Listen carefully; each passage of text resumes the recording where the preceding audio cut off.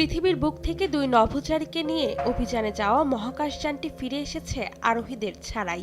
এ যেন অবাক করার মতোই বিষয়। প্রথমবারের মতো নভোচারীদের রেখেই পৃথিবীতে ফিরল কোনো মহাকাশযান।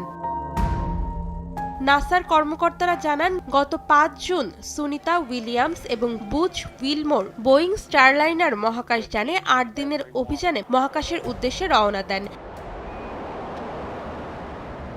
অভিযানের সময়সীমা শেষ হলেও যান্ত্রিক ত্রুটির কারণে মহাকাশে ডকিং স্টেশনে তাদেরকে রেখে পৃথিবীতে ফিরে আসে বোয়িং স্টারলাইনার। ৬ ঘন্টার মধ্যেই মহাকাশযানটি পৃথিবীতে পৌঁছায়। ঘন্টায় প্রায় ২৭,৪০০ কিলোমিটার গতিতে পৃথিবীর বায়ুমণ্ডলে প্রবেশ করে বোয়িং স্টারলাইনার। পৃথিবীর মাটি ছোঁয়ার আগে পরপর একাধিক প্যারাশুট খুলে দেওয়া হয়, ফলে পালকের মতো মাটি স্পর্শ করতে দেখা যায় এই স্পেস ক্যাপসুলকে।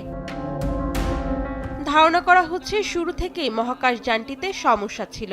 এ কারণে মহাকাশে আটকে পড়েন দুই নভোচারী। পরে আন্তর্জাতিক স্পেস স্টেশনে আশ্রয় নেন তারা। জানা গেছে, স্পেস এক্সের ড্রাগন ক্যাপসুলে করে নভোচারী দুইজনকে ফিরিয়ে আনা হবে আগামী বছর ফেব্রুয়ারিতে।